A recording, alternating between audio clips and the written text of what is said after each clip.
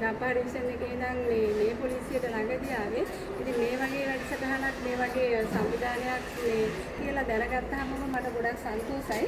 මොකද හේතුව කාන්තාවෝ ළමයි නිවිතභාවයට පත් වුණාට පස්සේ මුලින්ම ඒ අයට මුණ ගැහෙන්නේ අපි.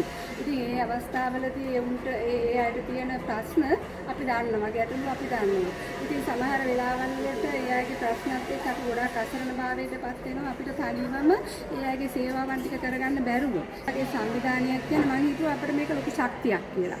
ඉතින් ගොඩාක් ස්තුතියි මේ වගේ මේ සංවිධානයක් මේ වගේ කාන්තාවන්ට සේවය කරන්න, සමාජයට සේවය කරන්න. මම හිතපු ප්‍රදේශවල තිබුණේ නැහැ මෙහෙම එකක්. ඉතින් මට හරි සන්තෝෂයි. බොහොම ස්තුතියි ඔබතුමීටත් බොහොම ස්තුතියි මේ ඔබතුමීට මේකේ මූලිකත්වයේ අරගෙන මැඩම්ගේ නම මොකද්ද? චන්ද්‍රානි මැඩම්ටත් බොහොම ස්තුතියි. බොහොම පිං අපේ ආගම හැටියට, දර්ශනය හැටියට.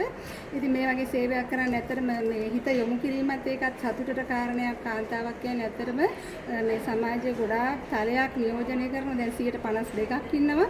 එතකොට 52න් 52ක් කාන්තාවෝ.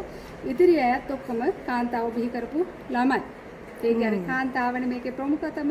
ඉතින් ඒකේ ප්‍රමුඛත්වය ගත්තා කියලා කියන්නේ ඔබතුමියට ඒකම ඔබතුමියගේ මේ ජීවිතයට ඒ වගේම ආධ්‍යාත්මික ජීවිතයට ලොකු ශක්තියක් වෙන්න කියලා ප්‍රාර්ථනා කරනවා. Thank you.